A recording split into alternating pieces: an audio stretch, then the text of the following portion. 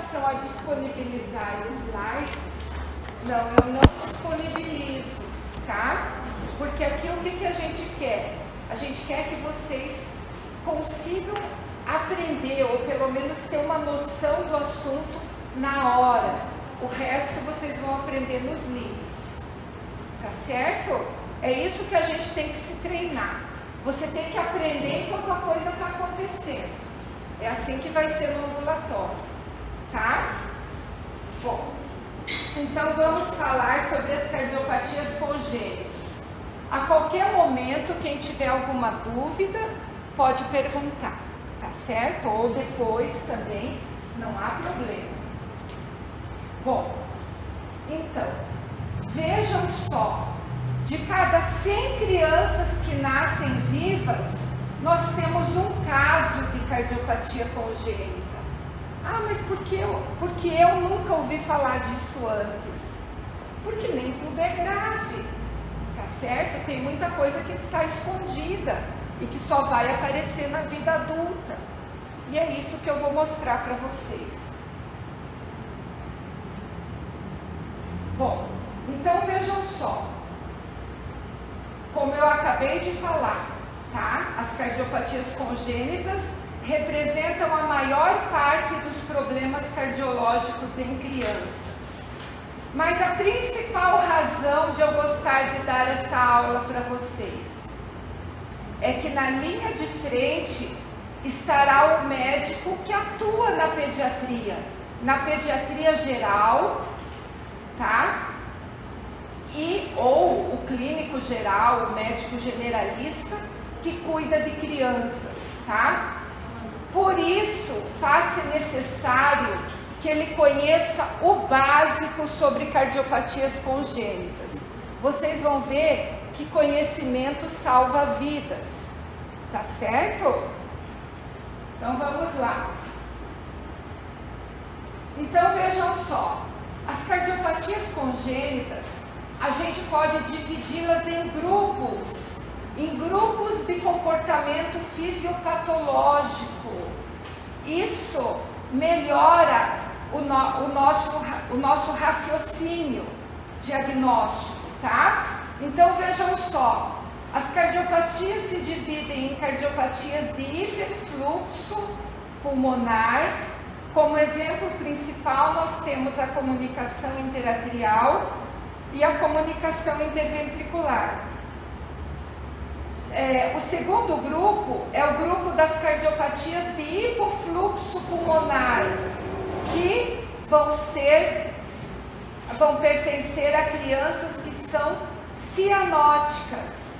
O nosso principal exemplo aqui é a tetralogia de Fallot, tá? Na criança maior, e a atresia valvar pulmonar no bebezinho recém-nascido. Nós temos aquelas cardiopatias que não modificam o fluxo pulmonar. Qual que é o nosso exemplo principal? Coartação de aorta, que nós vamos relembrar o que é, estenose valvar aórtica, estenose valvar pulmonar. E um outro grupo que a gente vai ver no final da aula, e vocês vão entender que é um grupo no qual a gente tem hiperfluxo pulmonar e as crianças são cianóticas. É o grupo da transposição das grandes artérias. Então nós vamos conhecer melhor. Bom, gente, então vamos começar pela principal malformação cardíaca, a comunicação interventricular, tá? Ao entender como funciona uma comunicação interventricular grande, que a gente abrevia como CIV, vocês vão saber como a insuficiência cardíaca se comporta nos bebezinhos, tá certo? Então vamos lá. Então vejam só, nosso bebezinho nasceu com uma abertura grande aqui no septo interventricular, tá? Então, o que a gente vai ter? Você vai ter passagem de sangue da esquerda para a direita. Por quê? Pressão em ventrículo esquerdo 6 vezes maior do que a pressão em ventrículo direito. Por exemplo, qual que é a pressão sistólica do adulto? Não é 120, gente? 120 a pressão sistólica. A pressão pulmonar do adulto é 20. Então, para vocês verem a grande diferença de pressão entre o lado esquerdo e o lado direito. Então, se eu tenho uma abertura aqui a nível do septo interventricular, eu vou ter passagem de grande quantidade de sangue da esquerda para a direita.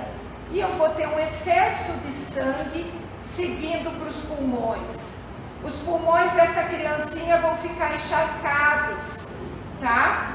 E esse meu bebezinho, ele vai ser um cansado crônico, tá? Ele vai respirar com dificuldade, utilizando a musculatura acessória, 24 horas por dia. Você vai lá na madrugada, olha ele dormindo, ele está lá morto de cansado, tá? Então, isto é a insuficiência cardíaca em um bebezinho pequeno, tá? Que a gente vai encontrar na CIV grande.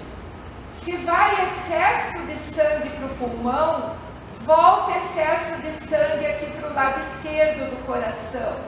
Então, o que que acontece? Você vai ter aumento dessas câmaras esquerdas, tá? Isso vai ser visualizado no raio-x de tórax, mas eu não preciso do raio-x para ver isso. É no exame físico que eu vou detectar.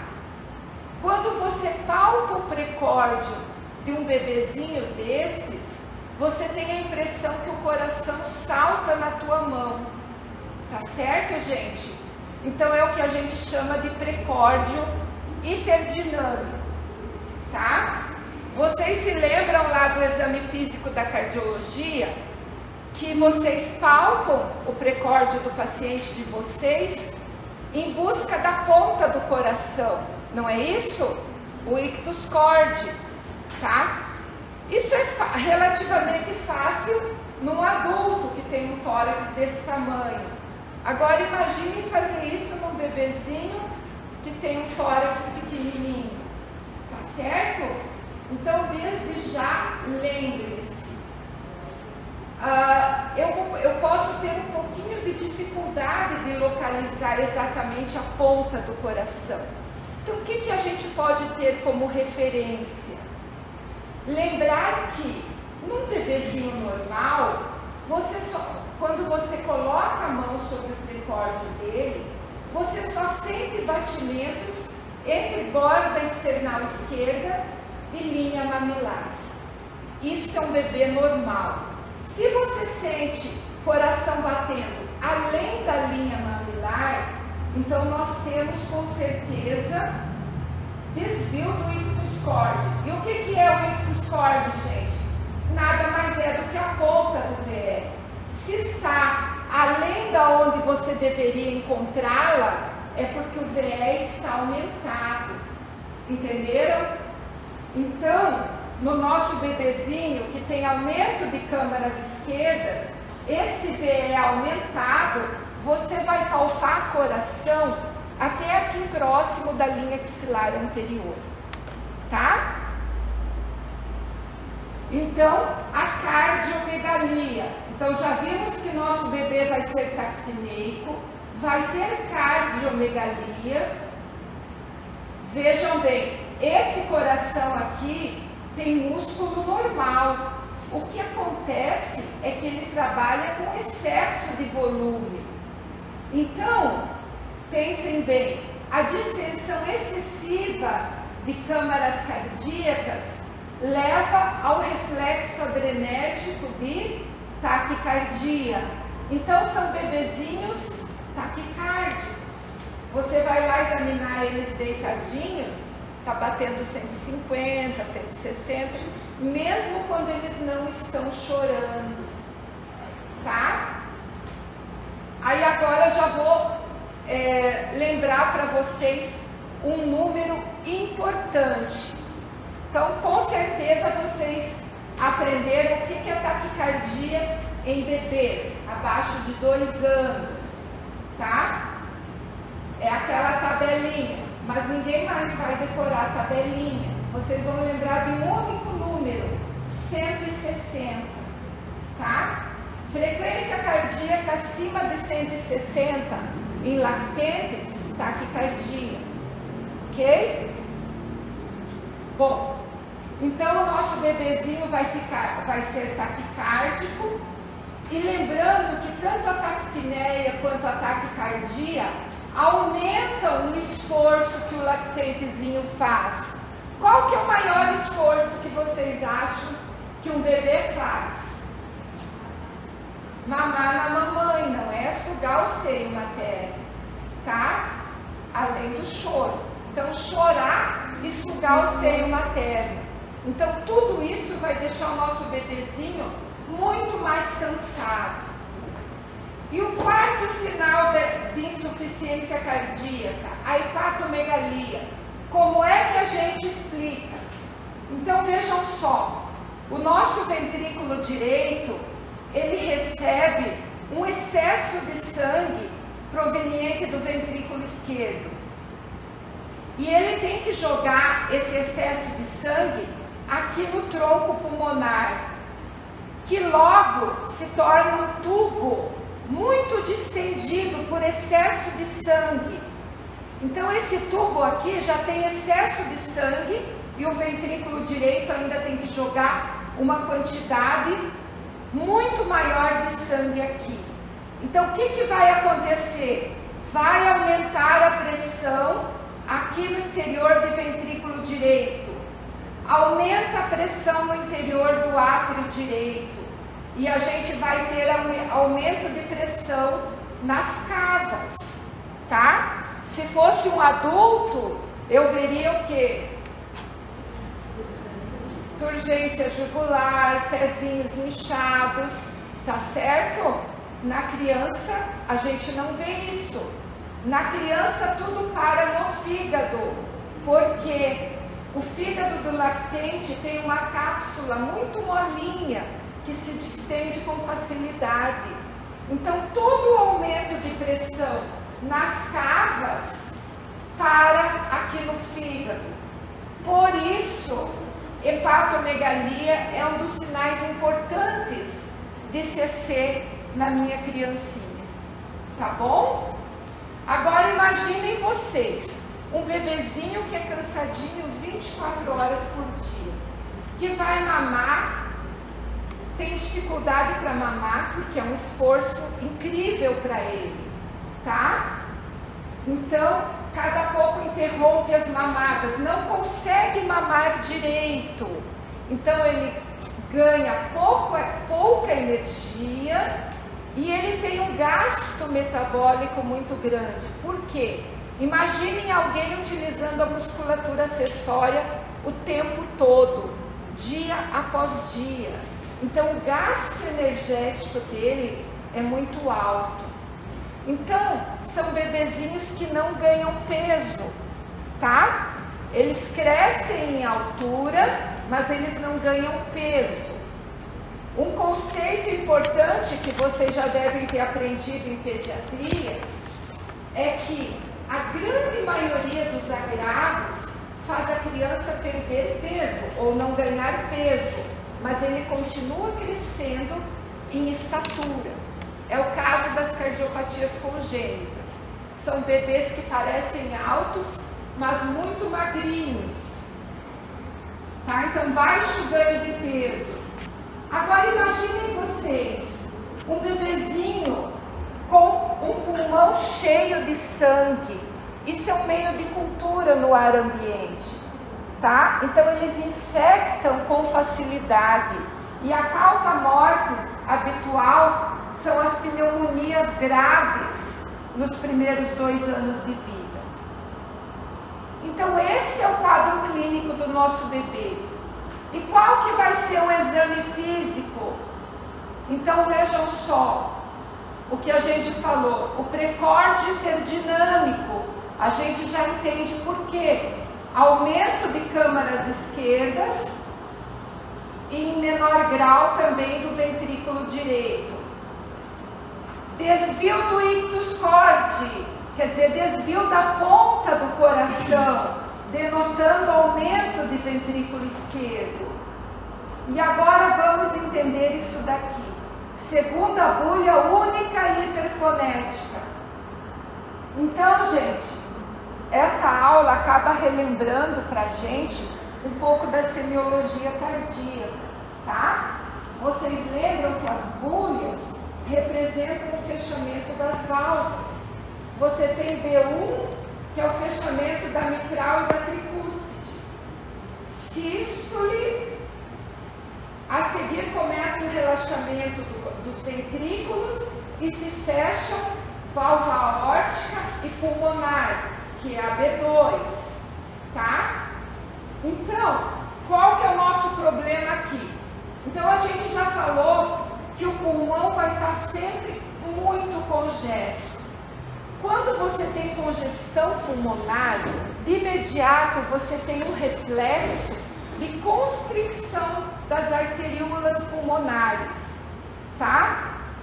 Então, milhares de arteríolas pulmonares nos dois pulmões vão ficar mais contraídas, porque esses pulmões estão muito congestos. Daqui para frente, a gente vai sempre lembrar das arteríolas pulmonares como milhares de torneirinhas nos dois pulmões, tá certo? São elas que abrem e fecham, porque estes vasos aqui não contraem, são vasos apenas de condutância, tá certo? Então, se eu tenho os milhares de torneirinhas aqui nos meus pulmões, parcialmente fechados, este sangue aqui fica represado. E eu vou ter aumento da pressão aqui em tronco pulmonar, dando um problema chamado hipertensão arterial pulmonar.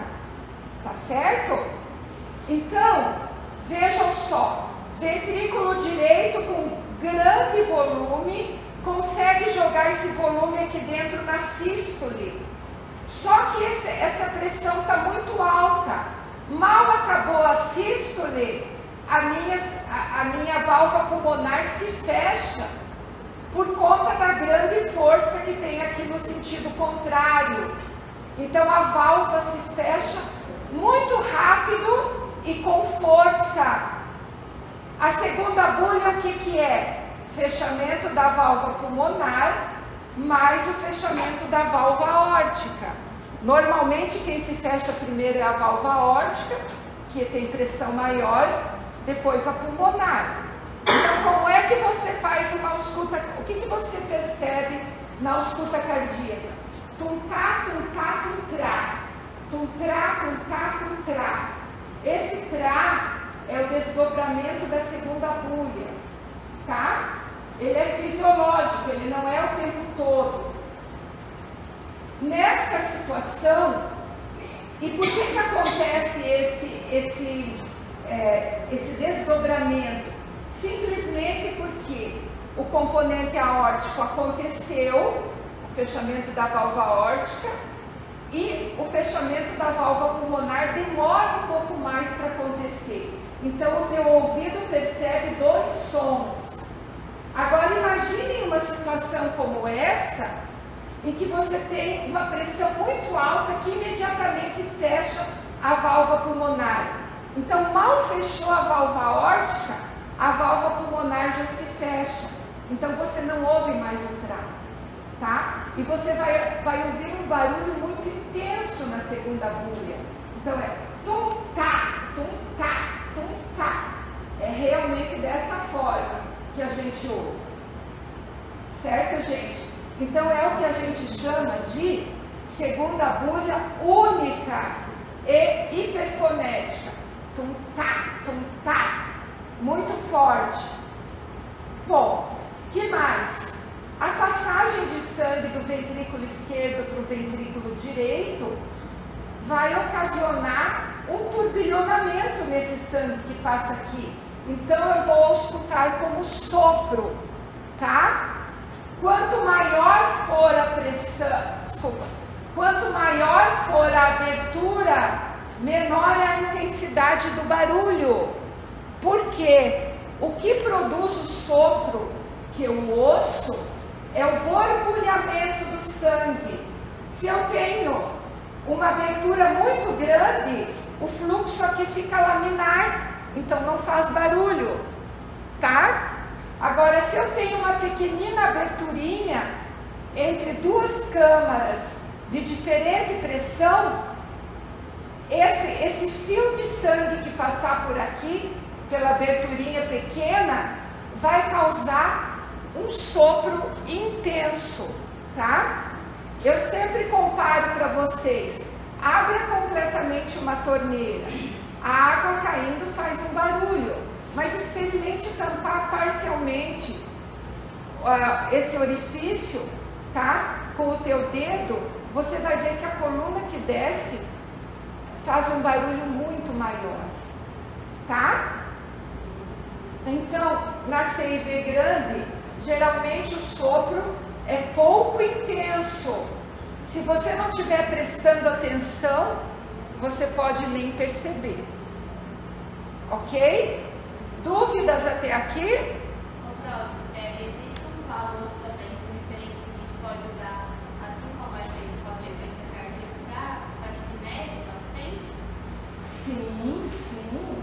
Você lembra que nos primeiros 2 meses, até 60 você espera, 60 respirações por minuto, tá certo?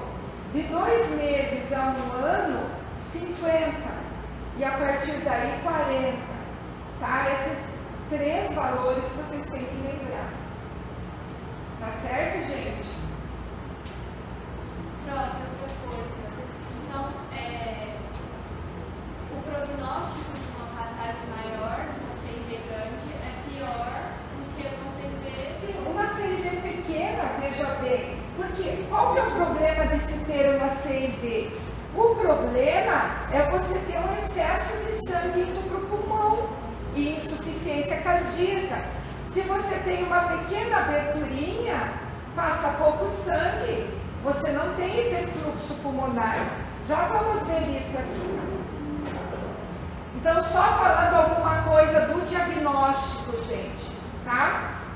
Então, se a gente falou que as principais câmaras acometidas são as câmaras esquerdas, o lado esquerdo do coração, então, o que eu espero encontrar no eletro? Vamos pensar o seguinte, eletro em cardiopatia congênita é para me dizer qual ventrículo que está aumentado, tá certo? Bom, então, o que eu vou esperar nesse eletro de um paciente com uma CIV grande? Vejam só, sobrecarga biventricular mais predomina o lado esquerdo do coração. A gente já entende por quê. Raio-X de tórax, aumento da área cardíaca e aumento da trama vascular pulmonar. Nós já vamos ver esse raio-X, vamos ver aqui se a gente trouxe. Aqui, gente, está um raio-X meio ruinzinho, mas espero que vocês consigam ver pelo menos a área cardíaca aumentada, tá? E vejam o aumento da trama vascular pulmonar. Eu acho que também está mal. Bom, mas enfim, vejam só. Esse é um raio-X em que você tem aumento da trama pulmonar. Você sempre vai falar aumento da trama vasculobrônquica, porque a gente não sabe se é vasos ou brônquios. Mas nesse caso é aumento dos vasos. O hilo mais congesto, mas você vai ver que tem um aumento importante de vasos para a periferia pulmonar. E a área cardíaca aumentada. Tá? Então esse é o raio-X de tórax da comunicação interventricular. O nosso exame de ouro é o ecocardiograma, que nada mais é que um ultrassom do órgão. E como todo ultrassom, é como se você enxergasse fatias daquele órgão, tá certo? fatias que se movimentam. Então vejam só, aqui estão as cavidades cardíacas, as 4 cavidades cardíacas: ventrículo esquerdo, ventrículo direito, átrio direito e átrio esquerdo. Percebem o tamanho desse átrio esquerdo em relação ao átrio direito? Olhem o tamanho do ventrículo esquerdo comparado com o ventrículo direito. Então, assim, a gente consegue enxergar o tamanho das cavidades. E vejam só, aqui está o ventrículo esquerdo, aqui o ventrículo direito, tá? Com a ajuda de um método chamado Color Doppler, que é como se você tingisse de cores o fluxo sanguíneo. Olhem só o que eu vejo. Aqui esse laranja é a passagem de sangue através da comunicação interventricular. Estão vendo? Então é esse orifício aqui. E aqui é o septo íntegro. Ok? Então, o ecocardiograma é um exame fundamental para a gente nas cardiopatias congênitas. Qual que vai ser a evolução desse meu bebezinho com CIB grande? Então vejam só. Alguns são afortunados e o próprio organismo, com o passar dos meses, diminui o tamanho da comunicação interventricular. Então, o que era uma comunicação grande vai se reduzir bastante e você vai ter diminuição importante do hiperfluxo. E ele vai se tornar uma criança normal, tá? Isso é apenas uma parcela. A outra parcela talvez não sobreviva, porque pode ter uma pneumonia fatal nos primeiros 2 anos de vida. E os que conseguirem sobreviver, mas não tiverem o seu problema resolvido, vão evoluir para esta patologia aqui, que é o grande problema das cardiopatias de hiperfluxo, a hipertensão arterial pulmonar, tá? Que são lesões irreversíveis de uma parte das arteríolas pulmonares, uma porcentagem, digamos 30%, tá? Então 30% das arteríolas pulmonares se fecham completamente.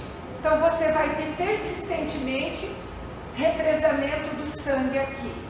Então a gente ainda vai falar mais de hipertensão arterial pulmonar. Ok, gente? E os realmente afortunados, além dos que tiveram a redução espontânea da comunicação, são aqueles que tiveram a possibilidade de ir para tratamento cirúrgico desse problema, com excelente prognóstico. Ok? Bom, nos adultos, a gente vai encontrar com frequência as comunicações interventriculares pequenas. Então é o que a gente falou, um pequeno orifíciozinho, passa pouca quantidade de sangue, mas faz um barulhão enorme, tá? Mas não dá repercussão. Então, o que você vai encontrar no exame clínico? Não vai ter precórdio hiperdinâmico, não vai ter sinais de insuficiência cardíaca, mas vai ter um sopro intenso aqui em borda external esquerda. Qual que é a importância da gente diagnosticar um adulto com CIV pequena? A grande questão é que aquele sangue turbilhonando, tá, predispõe à formação de colônias bacterianas, porque ali contra a parede do endotélio está se formando o tempo todo coágulos, pequenos coágulos. Se você tiver bactérias apropriadas, tá, podem se implantar ali e você tem então a endocardite bacteriana. Vocês já estudaram endocardite? Já, né? Então sabem a gravidade dessa infecção. Então vejam bem, e qual que é o germe que adora o coração?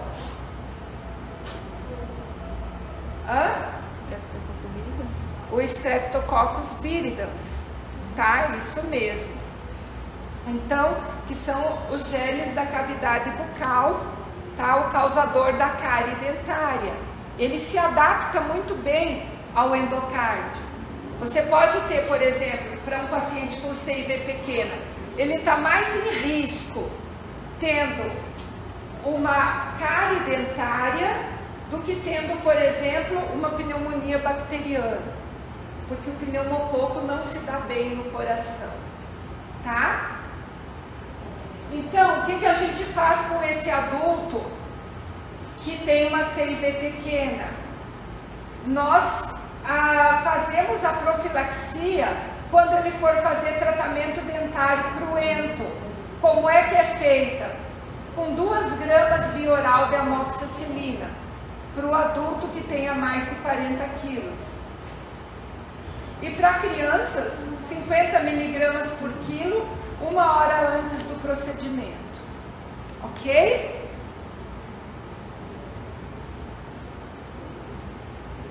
Bom, gente, então vamos lá. Essa aula é bastante cansativa, tá? Um dos problemas é ser à noite, quando vocês já estão um pouquinho cansados. Ela é cansativa, mas como eu falei, ela é bastante importante. Então vejam só, a persistência do canal arterial. Esta é uma cardiopatia, é o famoso PCA, tá? Que também é muito frequente. A CIV é mais frequente, mas o PCA também é bastante frequente. Então, vejam só, o canal arterial é uma estrutura importante intraútero, ela fica localizada aqui nessa região, mas nos primeiros dias de vida ele se fecha completamente. Por algum motivo, em algumas crianças, esse canal continua aberto. E no canal que continua aberto, o que vai acontecer? Vejam só, você tem a aorta com 6 vezes maior pressão do que o tronco pulmonar. Então, o que vai acontecer? Um excesso de sangue passando da aorta para pulmonar. E eu vou ter todo aquele mecanismo que a gente viu agora há pouco, de hiperfluxo pulmonar e insuficiência cardíaca, o mesmo mecanismo que a gente viu na comunicação interventricular. Qual que são os detalhes um pouquinho diferentes aqui?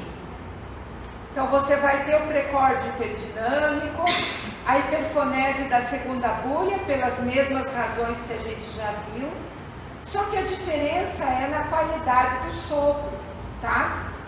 Então vejam só, por esse canal, independente de ser sístole ou diástole, eu vou ter passagem de sangue o tempo todo, de aorta para pulmonar. Então a característica do sopro do canal arterial é o que? É um sopro contínuo, melhor audível aqui na região infraclavicular esquerda, bem clássico, tá? O sopro em maquinaria, que vocês estão acostumados a ouvir da semiologia. Bom, qual que é a outra característica do canal arterial? Da presença de um canal arterial? A outra característica é o que? A fuga de sangue aqui da aorta para pulmonar, através desse canal, faz com que o pulso arterial fique muito amplo. Quando eu vou palpar o pulso de uma pessoa com canal arterial, é semelhante à insuficiência aórtica. Quem já viu um paciente com insuficiência aórtica aqui? Você já viu? Como que é o pulso? Amplo, né? É, bem amplo. Aqui você vê pulsando as artérias. Então, no canal arterial é semelhante. Por quê? Você sabe explicar por quê?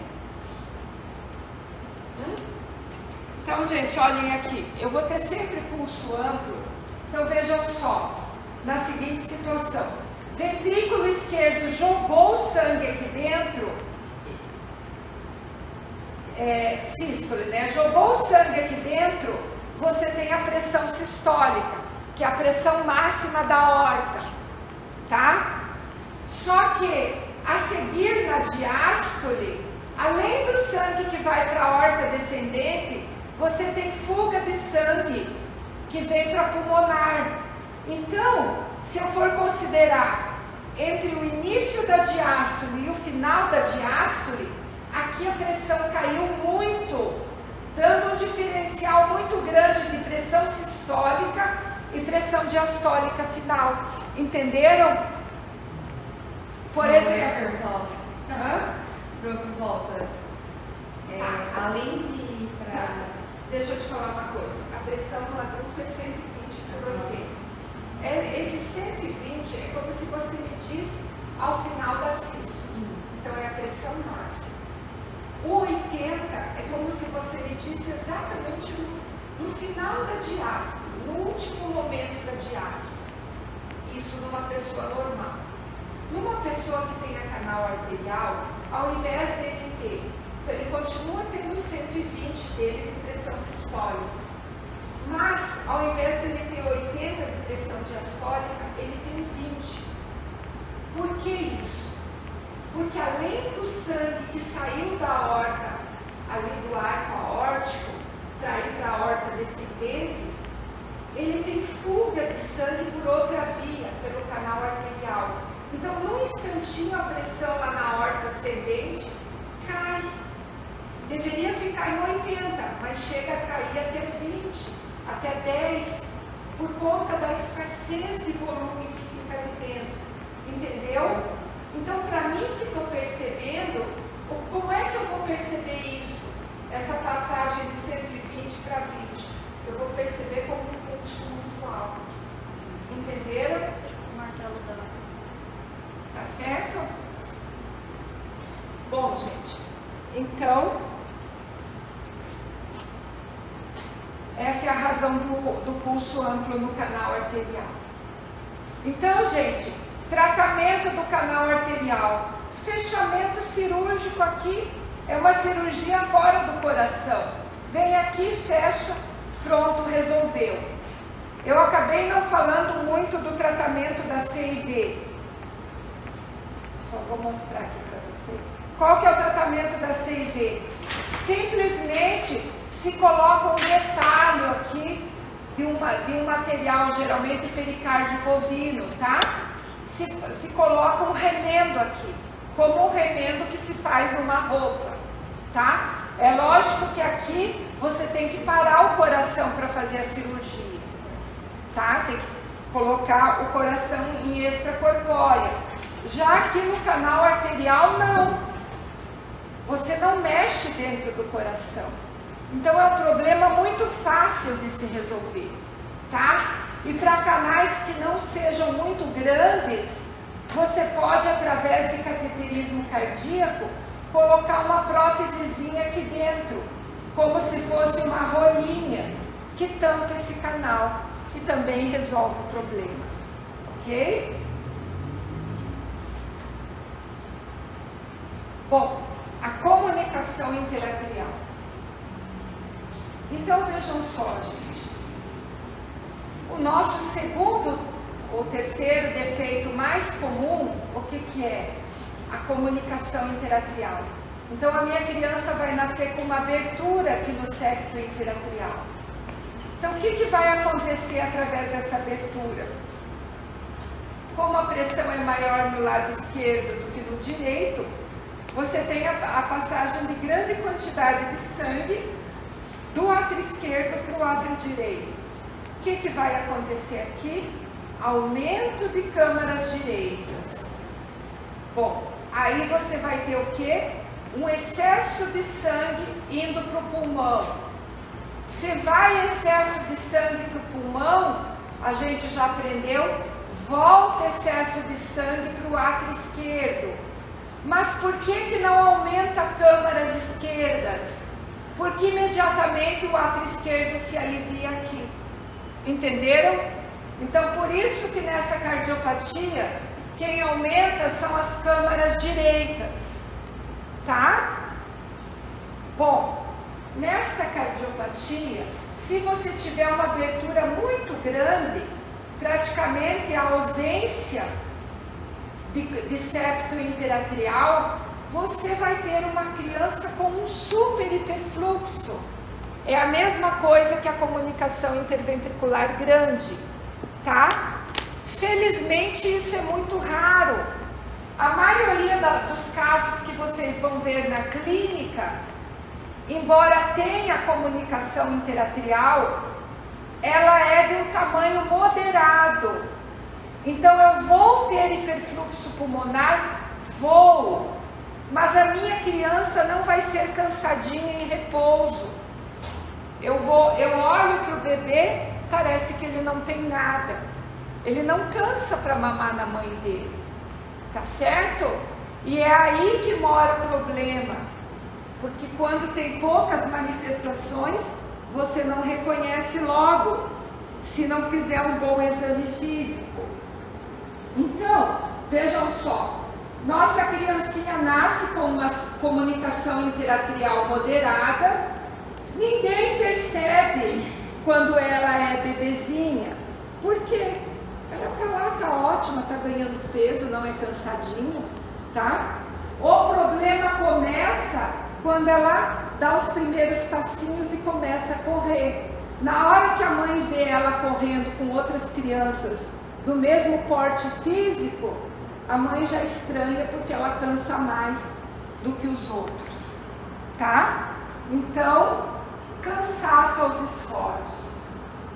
É uma cardiopatia em que eu tenho aumento de fluxo pulmonar. Então, meio de cultura no ar ambiente.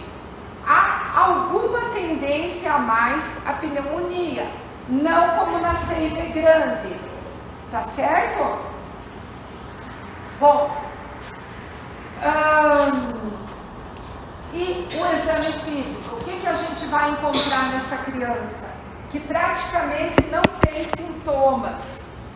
Então vejam só, gente, ano após ano, o lado direito do coração aumentado vai fazer com que a caixa torácica se adapte. Porque quando você vai examinar o teu paciente, se você cortar o tórax ao meio, qual que é o ventrículo que está aqui na frente? Ventrículo direito. Ventrículo direito está aqui. O ventrículo esquerdo está lá atrás. O que você vê do ventrículo esquerdo é só a pontinha, que é o ictus cordi, tá? Então, se eu tenho uma cardiopatia que aumenta ventrículo direito, lembre-se que no nosso organismo os ossos estão em contínua remodelação. Se eu tenho aumento de ventrículo direito, a minha caixa torácica se adapta. Então, o que eu vou encontrar no meu pacientezinho de 4, 5 anos? Ou de, às vezes, de 1 ou 2 anos? Precórdio abaulado. Tá certo, gente? O que é o ictus de ventrículo direito? Eu vou palpar o precórdio do meu bebê, eu percebo as impulsões, como eu percebo em qualquer menino, em borda external esquerda, tá? Também. Só que nele vai ser mais intensa, vai me chamar atenção, tá? Isso a gente só percebe se você tiver o hábito de palpar precórdio nos seus pacientes. Porque se você for daqueles que só examina ainda com o paciente sentado, quando examina, hoje em dia já é de grande valor alguém que examine pelo menos com o paciente sentado. Mas enfim, para você perceber isso, para você perceber a anormalidade, você tem que estar acostumado com a normalidade, tá? Então, no nosso bebezinho, a gente vai perceber que o coração dele tem pulsações mais intensas em borda external esquerda. Se eu colocar a mão aqui na região epigástrica, eu vou notar que também tem pulsações mais intensas, tá? Mas isso nem sempre é verdadeiro. Agora aqui sim, em borda external esquerda sim. Então, o ictus de ventrículo direito. O que eu vou perceber na ausculta cardíaca, gente? Então, essa minha criança, ela vai ter um ventrículo direito sempre muito cheio. E diferente da CIV, embora o tronco pulmonar esteja distendido e cheio de sangue, a pressão não é tão alta lá no tronco pulmonar como na CIV grande, tá? Então, o que acontece? Meu ventrículo direito cheio de sangue, ele fica um tempão se esvaziando da sístole, porque ele tem muito sangue para eliminar no tronco pulmonar. Então, o que acontece? A válvula pulmonar demora para se fechar. Então, a aorta se fecha, a pulmonar, que numa pessoa normal fecharia aqui, nesse com CIA se fecha aqui. Então, eu percebo muito bem, todos os batimentos vão ter esse som, É o que a gente chama de desdobramento fixo da segunda vulva. Tá certo, gente? E o que mais? Um soprinho sistólico suave. Da onde que vem o sopro? Não vem da passagem do sangue aqui. Tá certo, gente? Por quê? Porque o fluxo aqui é laminar. Embora o átrio esquerdo tenha maior pressão do que o átrio direito, nem se compara com a pressão do ventrículo esquerdo em relação ao ventrículo direito na CIV. Então, eu tenho pouco turbilhonamento, o sopro não vem daqui.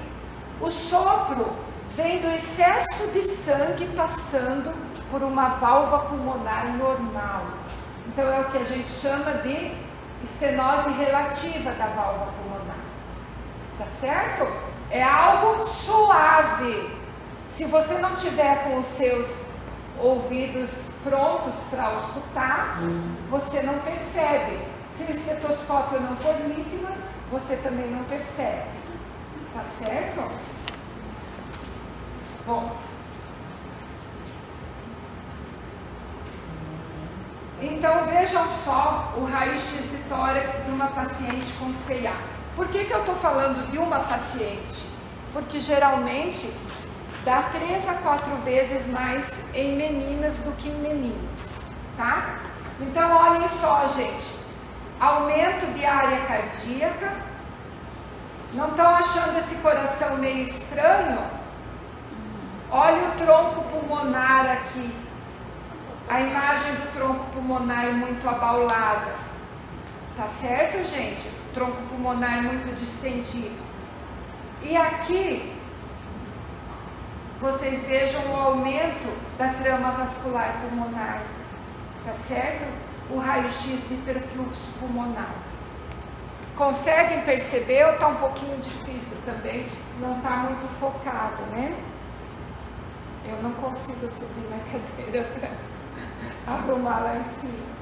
Mas enfim, aqui é um raio-x com trama vascular aumentada, tá? Então vejam só. O grande problema da comunicação interatrial é que os sinais são sutis e quase não dá sintoma. E as crianças não morrem nos primeiros 10 anos de vida. Então é comum essa cardiopatia passar despercebida. E qual que é o problema de se passar despercebida uma comunicação interatrial moderada? Vejam só. Na história natural da cardiopatia, aos 27 anos, 1/4 dos pacientes estarão mortos. Com 36 anos, metade. E aos 50 anos, 3/4 mortos.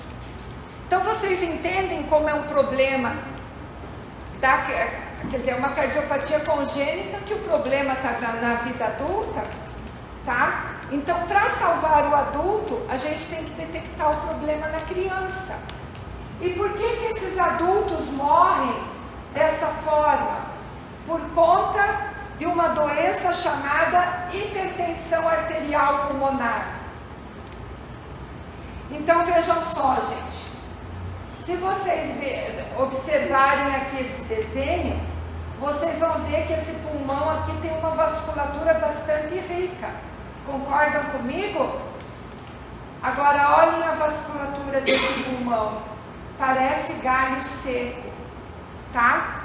Porque o excesso de fluxo indo para os pequenos vasos do pulmão, arteríolas, artérias pequenas, a longo prazo leva à lesão dessas paredes vasculares. E você tem inflamação e fibrose. Então você tem destruição da circulação periférica, tá? Destruição de forma irreversível. Aí o que acontece? O sangue fica represado aqui no tronco pulmonar, aumentando a pressão pulmonar. E qual que é o problema de você ter hipertensão pulmonar? O problema é que ventrículo direito não foi feito para suportar pressão alta, sobrecarga de pressão, tá? Então ele hipertrofia. Olhem a diferença desse ventrículo direito em relação a esse. Quer dizer, esse está aumentado de tamanho e com hipertrofia. O que acontece num ventrículo que hipertrofia, gente? Os vasos não crescem da mesma forma, os vasos do miocárdio. Então toda hipertrofia traz consigo fibrose, tá certo? Então por muito tempo o ventrículo vai hipertrofiando, tentando compensar. Porque imaginem como é difícil um ventrículo jogar o sangue num vaso de alta pressão. Pensem, você está com uma seringa na mão, cheia de água. Você vai injetar essa água num balão com muita água, extremamente tenso. Tua mão não tem que fazer muita força com o êmbolo? Tem, é a mesma situação aqui. Então, por muito tempo o ventrículo direito compensa, mas chega um momento em que ele não aguenta mais. Aí a gente tem a disfunção sistólica e o indivíduo entra em choque cardiogênico e acabou-se a história natural da doença. Tá certo, gente?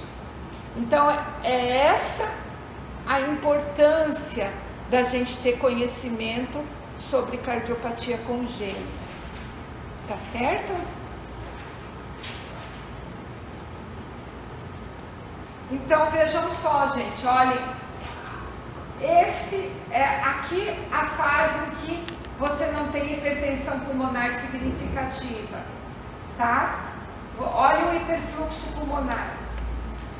Apesar de estar muito mal focado, mas vocês conseguem perceber esse pulmão muito escuro? Conseguem. Com os vasos do hilo saltados, tá? Então este aqui é um raio-x desse paciente aqui na fase que ele já tem hipertensão pulmonar. Tá? Um raio-x preto, completamente diferente daqui. Ok, gente? E aqui, que pena, a gente não consegue, vocês não conseguem ver direito o rostinho dela. Então essa moça, ela não está com batom uva, tá? É a cianose. Pode desligar essa primeira. Talvez isto, né, gente? Desculpa, não fico tão... Acho que primeiro é melhor. Aqui, né? Conseguiram ver melhor? Conseguem ver melhor? Então, gente, olhem, essa moça tem os lábios azulados, é a cianose central, tá? Observem a unha dela, daí vocês talvez não consigam ver, mas também tem, você percebe cianose de leito ungueal, já com alterações de extremidades, que a gente vai ver daqui a pouco mais sobre isso. Mas, enfim, esta moça, ela já tem uma qualidade de vida muito reduzida, porque ela vai subir uma escada, ela cansa extremamente. Mesmo com todo o arsenal para tratamento de hipertensão arterial pulmonar que a gente tem hoje em dia, vasodilatadores. É lógico que aumenta a sobrevida, mas a qualidade de vida continua ruim, muito limitada, tá? Não, você tem que diagnosticar antes de você ter hipertensão arterial pulmonar fixa. O que significa isso? Antes de você ter tido lesão importante da vasculatura pulmonar. Então, o ideal é que você diagnostique antes dos 20 anos. Porque quando você diagnostica a partir de 20 anos, numa CIA moderada, você já não modifica muito a história natural. Entendeu? E, inclusive, o paciente pode falecer no pós-operatório. Por quê? Vejam só. Você vai, suponhamos, operar uma pessoa com comunicação interatrial, você fecha aqui. No momento que você fecha aqui, o escape que as câmeras direitas tinham para alta pressão, assim, escapava um pouco aqui, o ventrículo direito conseguia vencer a alta pressão. Agora você não tem mais essa possibilidade de escape, então o ventrículo entra em falência. Por isso que você não pode mais corrigir o problema quando a hipertensão já é importante, tá? Porque senão você mata o paciente. Então, e essa destruição periférica pulmonar, essa fibrose é irreversível, o que fazer? É irreversível. Você tem hoje em dia os vasodilatadores pulmonares, tá? Que você tenta potencializar aquela área boa, tá? Aquela área funcionante ainda. Então, essa moça tem o que a gente chama de síndrome de Eisenmenger, tá certo, gente? O que é a síndrome de Eisenmenger? Então, vejam só. Num primeiro momento, vocês estão vendo nas cardiopatias de hiperfluxo, o fluxo é da esquerda para a direita, por muito tempo, não é isso? Bom, a partir de um determinado tempo, a pressão na artéria pulmonar começa a se elevar. Vai chegar um momento em que a pressão no VD, que é igual à da artéria pulmonar, ela está igual à do ventrículo esquerdo. Então, esse paciente já não tem mais chance da esquerda para a direita. E vai haver um momento posterior em que a pressão continua subindo nas câmaras direitas e supera as do lado esquerdo. Então, quando isso acontecer, pressão muito alta no VD, passa sangue da direita para a esquerda, sem ter passado pelo pulmão. E o sangue que vai sair na aorta é uma mistura de sangue pobre em oxigênio e do sangue rico em O2 que veio do pulmão. Por isso que você vai ter a hipóxia crônica, a cianose. Certo, gente?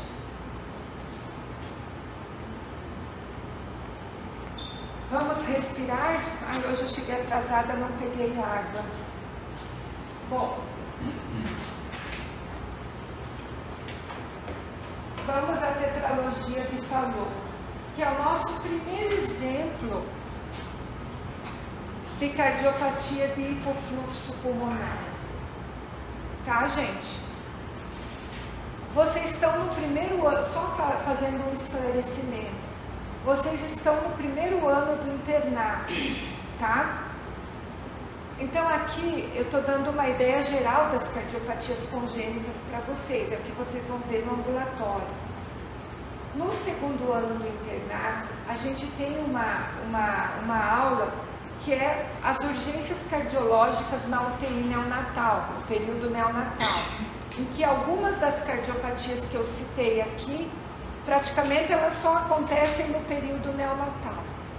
Então eu não vou falar muito delas, tá certo? Eu vou falar aqui somente do que a gente vê no ambulatório, dos casos mais frequentes que a criança fica viva. Então vamos ver a tetralogia de Fallot. É o nosso primeiro exemplo de cardiopatia de hipofluxo pulmonar ou de cardiopatia cianótica. Então vejam só, lá no período embrionário, quando o meu bebezinho estava formando o coração, no septo interventricular se formou uma grande comunicação interventricular. Tá certo, gente? Então, o primeiro defeito da tetralogia de Fallot, uma CIV grande, tá? Vejam só, essa parte aqui, ó, do septo interventricular, que está acima da CIV, ela se voltou aqui, ó, essa parte aqui, se voltou aqui para a via de saída de VD. Isso, a partir do primeiro mês de vida, você vai ter um baixo fluxo nessa região. Então, o que aconteceu? Houve um estreitamento na região que a gente chama de infundíbulo do ventrículo direito. A válvula pulmonar ficou espessada e mal formada e o tronco pulmonar ficou estreitado. Este conjunto de estreitamento aqui, válvula e infundíbulo, se chama estenose infundíbulo valvar pulmonar. Ok? Então, segundo defeito da tetralogia de Fallot, estenose infundíbulo valvar pulmonar. Bom, desde os primeiros meses de vida, esse estreitamento aqui, o ventrículo direito tendo que fazer muita força para jogar esse sangue aqui dentro. O que vai acontecer com o meu VD? Hipertrofiar. Então, terceiro defeito da tetralogia de Fallot, hipertrofia de VD. Ok? Quarto defeito da tetralogia de Fallot. Olhem só. Aqui você vê a válvula aórtica somente no ventrículo esquerdo, no coração normal. Aqui, como este pedacinho aqui se voltou para cá, vejam só, se voltou para cá, ele puxou junto consigo a válvula aórtica, trazendo a válvula aórtica um pouquinho mais para a direita. Isso se chama destroposição de aorta, tá? Até aqui nesse desenho não tá bem representado. Então a válvula aórtica veio mais para a direita, está um pouquinho do lado do ventrículo direito. Então é a destroposição de aorta. O quarto defeito da tetralogia de Fallot. Certo, gente? Bom, qual que é o quadro clínico desse bebezinho? Geralmente, ele nasce assintomático. Por que ele nasce assintomático? Embora eu tenha uma CIV grande, não há passagem de sangue da esquerda para a direita. Por quê? Porque a pressão está aumentada aqui no ventrículo direito. Então, meu bebezinho não tem um quadro de CIV e ele geralmente ainda não é cianótico, tá? O que eu vou perceber de quadro clínico, de alteração no exame físico? Um sopro intenso aqui, na região da válvula pulmonar, no foco pulmonar. Por conta de quê? Da passagem de sangue do VD para o tronco pulmonar. Ok? Então, o turbilhonamento de sangue aqui produz um sopro razoavelmente intenso aqui no foco pulmonar. Bom, então, isso é o quadro ao nascimento. Com o passar dos meses, o que vai acontecer? O contínuo estreitamento aqui leva a mais hipertrofia de VD. Mais hipertrofia de VD faz com que aqui também hipertrofie, porque isso faz parte da massa do VD, o infundíbulo. Então, mais estreitamento infundibular, mais hipertrofia de VD. E é um círculo vicioso. Então, a pressão só aumenta aqui no VD. Chega um momento em que começa a passar sangue da direita para a esquerda. Tá? Então, uma parte do sangue no VD segue para o pulmão, mas a outra parte se desvia aqui para o lado esquerdo e entra na aorta sem ter passado, quer dizer, sangue pobre em oxigênio, né? Tá? Então, a aorta recebe sangue proveniente do lado esquerdo, mais um pouquinho de sangue que vem aqui do ventrículo direito, tá certo? Então eu vou ter o quê? Uma mistura de sangue na aorta e a minha criança passa a ser cianótica. E essa cianose é progressiva, tá? Então o que eu vou encontrar no exame físico? Esta criancinha aqui, ó, cianótica, estão vendo? Tá? Então, aonde que eu percebo melhor a cianose? Nos dedinhos, na boquinha. Se eu ver uma criança que era normal, de repente assim, ela está pré-óbito. No entanto, essa criança aqui não. Por quê? Isso foi acontecendo lentamente, deu tempo do organismo dela se adaptar. O que aconteceu? Houve a policitemia, quer dizer, o aumento da produção de hemácias. Se tem pouco O2, todo o oxigênio na circulação sistêmica eu vou aproveitar. Então eu aumento a produção de hemácias. Isso se chama policitemia. Tá certo?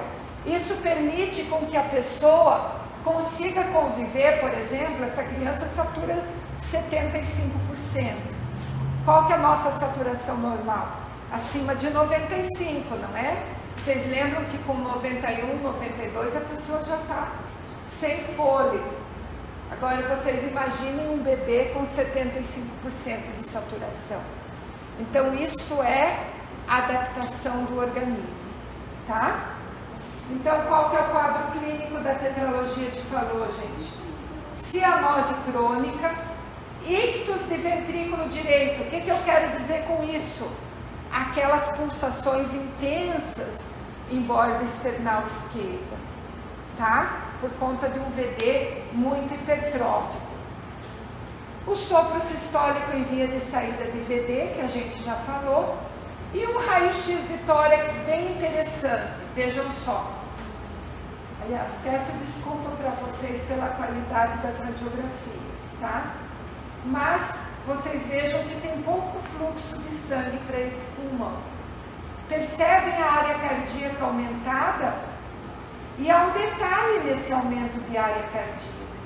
Se vocês observarem aqui o ângulo entre o coração e o diafragma, é um ângulo menor do que 90 graus, denotando aumento de ventrículo direito. Tá certo? Vocês não estão muito acostumados com esse raciocínio, porque hoje em dia a gente quase nem ocupa mais raio-x de tórax, não é? Quer dizer, embora assim você não ocupa mais para diagnóstico de cardiopatia, tá? Mas, então, nesse raio-x a gente tem a ponta do coração está pontuda por conta do aumento do ventrículo direito, tá? Cadê aquele tronco pulmonar abaulado aqui? Que tinha na comunicação interatrial? Eu não tenho, porque esse tronco pulmonar é muito pequenino, então ele não faz imagem aqui.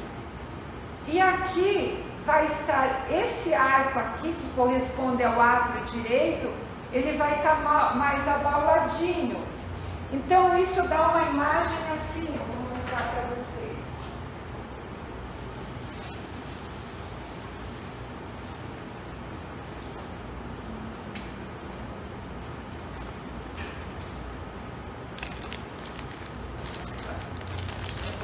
Diafragma, então eu vou ter o ventrículo direito, aqui um ângulo menor do que 90 graus, a ausência do tronco pulmonar provoca um escavamento, que seria aqui nessa região, tá gente? Aqui mais ou menos, mas vocês não estão vendo direito. Então, a ausência do tronco pulmonar, tá? Que eu tenho externo. E aqui eu teria o átrio direito abaulado. Então, isto é uma imagem que lembra o tamanco holandês. Lembram aquela... Ó, o tamanco holandês é parecido com as... Como é que chama esse calçado? O Crocs. Tá certo? Então aqui a parte da frente do tamanco holandês, a parte de trás, e aqui a depressãozinha pela ausência da pulmonar. Certo, gente? Então isso é clássico. Você consegue diagnosticar a patologia do morfológico? No quê? Do morfológico? Sim, perfeito. Perfeito, tá? Quase todas as cardiopatias, assim, as cardiopatias estruturais mais importantes, você sempre consegue diagnosticar no morfológico. Então, gente, falando ainda de cianose. Então, vejam essa mãozinha aqui, ó. Notam esses dedos arredondados com uma estrutura que lembra baqueta de tambor, baqueta de bater em tambor, tá? Então, você tem os dedos em baqueta de tambor e as unhas são achatadas para baixo. Olhem a unha de vocês, o polegar de vocês. Vocês vão ver que se vocês passarem uma reta, vocês fazem um ângulo de 180 graus. Já aqui vai ser um ângulo maior do que 180 graus, porque a unha é achatada. Lembrando, o vidro de relógio, lembram aquele, não sei se vocês tiveram avós que tinham relógio de bolso. Eu tinha o meu avô, eu lembro bem, tá? Mas enfim, o vidro do relógio de bolso lembra esse aspecto aqui, tá, gente? De unha achatada. Então, unhas em vidro de relógio e baqueteamento digital. É clássico, certo? Bom, vamos deixar as cardiopatias graves do período neonatal para a aula que vocês vão ter no segundo ano do internato, tá? Até lá vocês já passaram no ambulatório e vocês já estarão considerando melhor as cardiopatias congênitas. Então, de cardiopatia cianogênica, vamos por enquanto ter na nossa cabeça a tetralogia de Fallot. Agora, cardiopatias que têm fluxo pulmonar normal. Então, vejam só. Às vezes, a minha criança nasce com um único problema, um estreitamento aqui da válvula pulmonar, tá? Então, eu posso ter um estreitamento da válvula pulmonar, assim como eu posso também ter um estreitamento da válvula aórtica, tá certo, gente? O importante é o seguinte, vocês pensarem, que seja ventrículo direito ou seja ventrículo esquerdo, sempre que eu tenho estreitamento na válvula de saída desse ventrículo, de ejeção, eu vou ter o quê? Hipertrofia do ventrículo, tá certo? Então, se eu tenho hipertrofia, no primeiro momento, vejam só aqui, ó, no exemplo da válvula aórtica, um estreitamento importante vai me levar a um crescimento do ventrículo esquerdo. Então, esta cavidade de VE vai se tornando menor, tá? Aí, a cada diástole, o átrio esquerdo jogando sangue aqui dentro, se essa cavidade vai ficando cada vez menor, esse ato de liberar todo o sangue do átrio esquerdo aqui dentro vai ficando mais difícil, tá? Chega um momento em que em repouso meu paciente consegue jogar todo o sangue aqui dentro, porque em repouso a frequência cardíaca é menor e eu tenho mais tempo para diástole, tá? Mas quando esse meu paciente que já tem uma hipertrofia significativa vai fazer atividade física, o que acontece? Na atividade física, a frequência cardíaca aumenta. E aí eu vou ter uma diástole muito curta. Tá? Então não dá tempo do VE se encher completamente. E nessas situações o que acontece? Aumenta a pressão aqui dentro do átrio esquerdo, porque fica sangue sem conseguir ir para o VE. Se aumenta a pressão no átrio esquerdo, aumenta a pressão nas veias pulmonares e aumenta a pressão no capilar pulmonar. Então é o que eu chamo de congestão veno-capilar pulmonar, que nesse paciente vai acontecer na atividade física. Por quê? Aumenta a frequência de diástole mais curta. E tem mais um detalhe na atividade física. Aumenta a quantidade de sangue que volta para o tórax, para dentro do coração. Então são esses dois fatores, tá? Então meu paciente vai cansar no esforço, tá? A primeira manifestação de doença, em termos de sintomas da estenose valvar aórtica, é cansar no esforço, tá? E na estenose valvar pulmonar, de certa forma também cansar no esforço. Por quê? Embora não haja congestão vascular pulmonar, o que vai acontecer no esforço?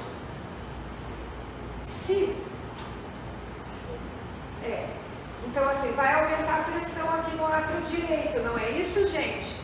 Mas isso não vai me dar muito sintoma na hora. O problema é que diminui o volume que é jogado aqui dentro. Entenderam? Então, o que acontece? Eu estou no esforço, eu preciso de mais sangue para o meu organismo e não passa sangue em maior quantidade para o pulmão. Então, o meu paciente também cansa com facilidade. Tá certo? E nas fases mais tardias, quando aqui já está muito hipertrofiado, então, cansaço. Um cansaço bem importante é o esforço. E vocês lembram que a gente falou agora há pouco que a hipertrofia traz fibrose consigo? Então, é comum esses pacientes terem arritmia cardíaca, tá? Geralmente no esforço ou arritmia maligna, mesmo em repouso, faz um ataque ventricular de repente, tá? Bom, então tudo isso é o que a gente chama de disfunção diastólica, tá, gente?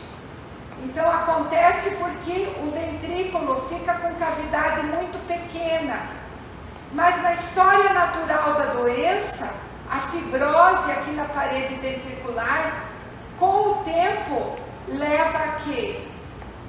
Leva à disfunção dessa cavidade, desse músculo. Ao mesmo tempo, a tendência da lesão da válvula é o quê?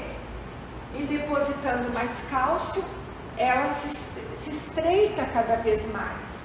Aí o ventrículo já não dá mais conta de aumentar a pressão sistólica por hipertrofia. Aí ele entra em disfunção sistólica, se dilata e a pessoa tem choque cardiogênico.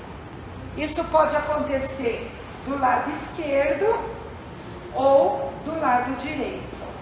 Então vocês entenderam o problema de se ter uma estenose valvar, tá?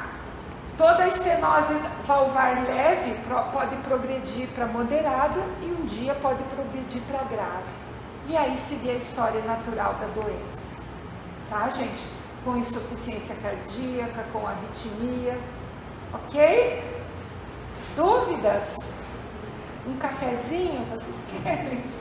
Porque está todo mundo tão sonolento, um suco de laranja.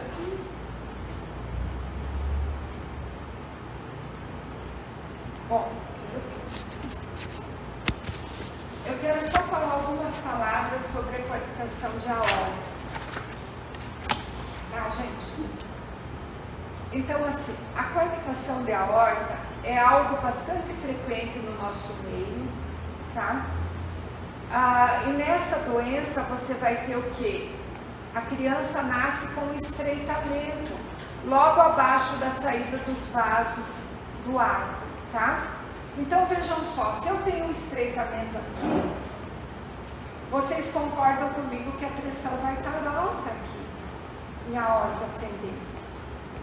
E abaixo do estreitamento, eu vou ter uma pressão baixa, tá? Então, vejam só, como é que isso se expressa clinicamente?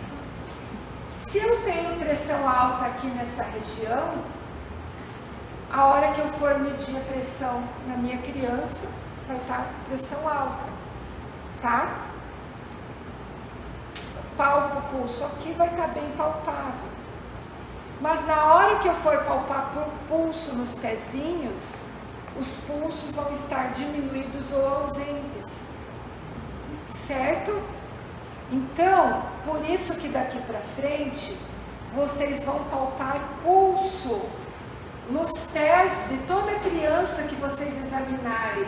Vão palpar pulso nos bracinhos e nos pezinhos, tá certo? Entenderam o motivo, a presença da coarctação de aorta. Vocês já tiveram a aula de hipertensão arterial sistêmica em crianças, não tiveram? Bom, mas lá na HM3 vocês aprenderam como medir pressão arterial em criança, não é, gente? Tá? Vocês viram que existem tabelas, não é? Essas tabelas foram feitas somente com medidas no braço direito. Por quê? Você nunca vai ter certeza que se a tua criança for portadora de coarctação de aorta, de repente a coarctação não está antes da subclave esquerda, tá? Então o que você tem certeza é que a coarctação está depois da subclave direita que sai aqui do tronco braquioencefálico. Mas em relação à subclave esquerda você não tem certeza. Por isso que só se mede pressão em criança no bracinho direito, tá? Então, gente, qual que é o problema de a minha criança nascer com coarctação de aorta e eu não detectar isso no primeiro ano de vida, tá? Ou só detectar, às vezes, no início da adolescência. O grande problema é que esse ventrículo esquerdo vai ficar ano após ano submetido a uma alta pressão. E isso vai levar àquilo que a gente tem falado, hipertrofia de VE, fibrose, às vezes de forma irreversível, tá? Se esse estreitamento for significativo, a minha criança pode desenvolver logo disfunção sistólica e ter uma miocardiopatia de VE, uma insuficiência cardíaca, que poderia ser reversível, simplesmente com a cirurgia. O que a cirurgia faz? Corta aqui, une as duas pontas e salva a vida da criança. Aqui em Cuiabá faz muito bem feito, tá? Então daqui para frente vamos medir pressão arterial nas criancinhas com mais de 3 anos e em todo bebê que cair na mão de vocês. Palpação de pulso radial, pulso braquial, ou radial ou braquial, e palpar pelo menos um pezinho. Basta que eu palpe num pezinho. Qual pulso que a gente usa, gente? Pedioso. Pedioso, que é o quê? No dorso do pé. Ou o tibial posterior, que é ali no maléolo medial, na parte posterior. Ok, gente? Então, veja, a gente pode ter a coarctação de aorta de forma grave, que a gente vai ver naquela nossa aula do 2º ano, tá? Não vou falar para não estragar a surpresa. E a coarctação do bebê, né, do recém-nascido. E aqui lembrando da importância de se medir a pressão arterial nas crianças e no bracinho direito, tá? Sempre com o manguito adequado.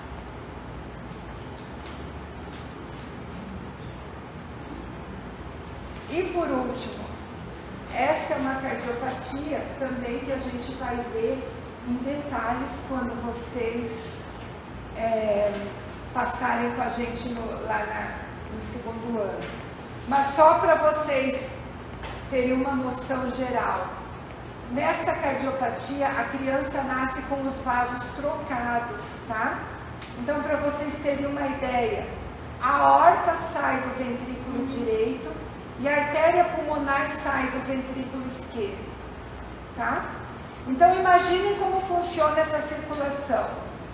Sangue pobre em oxigênio, chega pelas cavas átrio direito, ventrículo direito e já sai na aorta sem ter passado pelo pulmão. O sangue volta do pulmão, rico em O2, átrio esquerdo, VE, sai novamente na artéria pulmonar. Então, se fosse só assim, seria incompatível com a vida. Felizmente, as crianças nascem com o canalzinho arterial.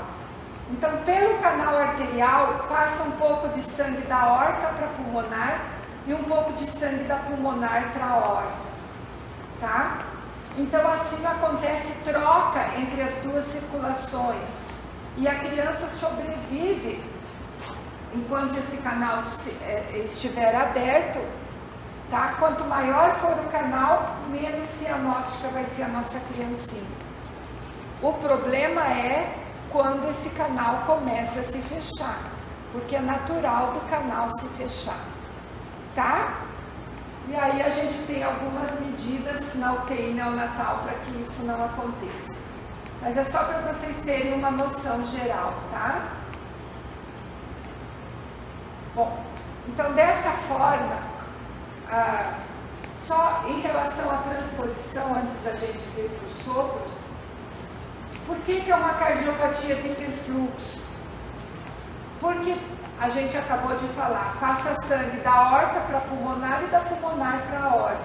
Só que como a pulmonar tem pressão bem menor do que a aorta, sempre passa mais sangue da aorta em direção ao tronco pulmonar. Por isso que há um hiperfluxo pulmonar, embora a criança seja roxinha.